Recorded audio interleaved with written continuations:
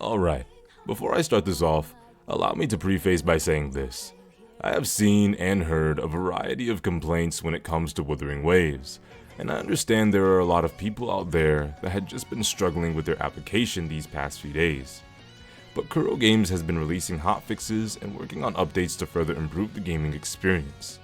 I have not experienced any of these problems whatsoever, ever since I entered into the game at least. No crashes, no major bugs, almost no bugs at all to be fair. No major frame drops, no major dialogue glitches, and no major graphical errors whatsoever. It may be hard to believe, but when I downloaded the game and opened up the game, it worked almost absolutely perfect, as if they had already perfected the game on release. But I understand everyone's experiences are different, and I will not be using my experience as the standard for all players in the way they should have been able to experience the game. This video will be my first impression only, as I understand and acknowledge that the game, for the most part for a lot of people that I've seen, have bumped into problems. Alright, let's get into the video. Now, I unfortunately wasn't able to capture my very first moments going into the game as actual recorded footage, whereas it was through a VOD only, as I would have had to completely download the VOD of my first Wuthering Waves stream and cut out just small snippets of my reactions to place in this video, but I feel as though it may not have been worth it. I was originally planning on just posting stream highlights, but that felt too lazy in my opinion. I wanted to do something else, something different. I know that from past streams, and for those of you who had been there during my stream, you guys know and I know that I was ecstatic, taking in everything, the characters, the traversal system, and the combat. The very beginning cutscene of the game gave me indescribable goosebumps. Hearing the piano of Narwhal playing as Lucia sends us off on this new journey, it felt as though she was telling us it was okay to move on from being a commandant, to embrace this new world and to find her there, waiting for us. Because if I know Kuro Games, regardless of what game it is, Lucia will always find a way to find us. Always find a way to be the first to say hello and the last one to say goodbye.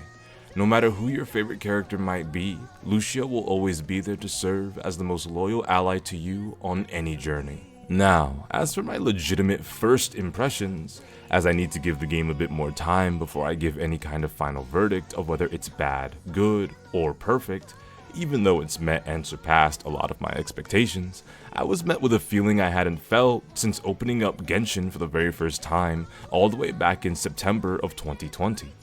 Actually, the feeling I had was far more heartfelt than that of what I felt when I opened Genshin for the first time. I remember when I opened Honkai Star Rail for the first time and thought I was feeling even more excited than Genshin, but I can honestly and genuinely say that as a beginning experience, Wuthering Waves may have made me feel the happiest and most anticipated and excited. I loved Punishing Grey Raven and its characters. It felt like I just opened a long-awaited Punishing Grey Raven 2, and I know a lot of people aren't going to like that comment, but regardless, I enjoyed playing Punishing Grey Raven for the majority of the year plus that I did play it. I wanted the game to be bigger, to have more, and, well, Wuthering Waves completely delivered on that so far. I haven't tried out the multiplayer or some of the other game modes the game has to offer, as I'm taking my time with it. I've been traversing the open world, completely immersed and sucked into this place that I can fix. Science fiction is one of my favorite genres, so seeing a scientific, post-apocalyptic, in the stages of recovery world is making me feel all giddy and wonderful inside. Thus far, I think that the amount of exposition for the story is okay. I'm not expecting anything amazing or groundbreaking for the beginning of any story, but it would also be nice to have a more impactful beginning in comparison to what we did get. However, I did enjoy the first tacit Discord fight we did, on top of being able to meet and establish the well-designed characters and worlds so far.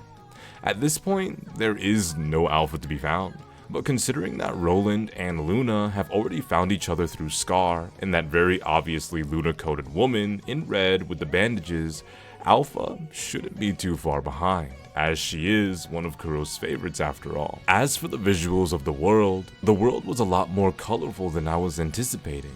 However, there was indeed a few places that had been dark and dreary that I came across, which, when fixed, becomes these beautiful and serene looking places, and I can really appreciate my hard work and effort reflecting into this recovering world.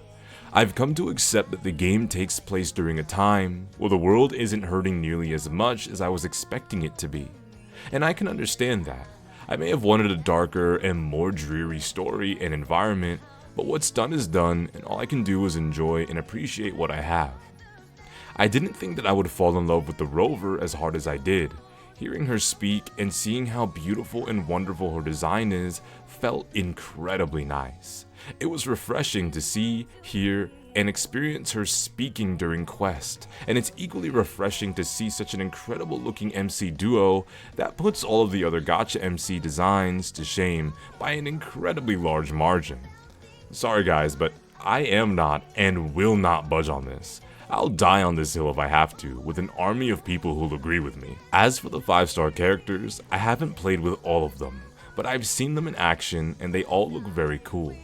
I don't feel the need to pull on any banner whatsoever, so I've been rocking with Rover and Yang Yang with the unfortunately obligated Chixia. I have almost 100 pulls saved up and don't plan on pulling whatsoever, as there's a possibility, just like with PGR, new characters may eventually appear in the standard banner, but these games are different in gameplay and completely different in world presentation, so that may be wishful thinking on my part. Now, as for the ecosystem, I didn't imagine that the ecosystem would be as fun as it was. As someone who wasn't a major fan, but a good enough fan of Pokemon, I was able to appreciate the way the capture system worked, and watching my rover turn into that sick looking spider car is absolutely insane. Words cannot describe how happy I feel every time I boot up this game. I was scared that everywhere I went, I would be found walking without much to do. But around every corner and over every crevice, I found myself finding some sort of engaging and interesting puzzle to do, some enemies to fight, and elite enemies who were parryable and did considerable damage guarding chests. The combat makes me look forward to actually fighting tiny little peons on the road, just for the sake of seeing my rover and Yang Yang work together so perfectly. The climbing and traversal system makes simply running around and exploring just that much more fun. From what I've gathered so far from the story, it's interesting enough. The world quests actually have me genuinely invested in what's happening in the world around me. Some quests lasted way too long, while others ended off just right.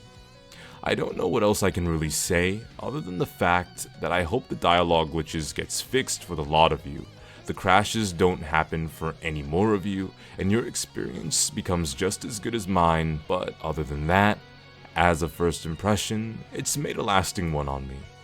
And I hope you all enjoy Wuthering Waves, and I hope you all take care, and peace.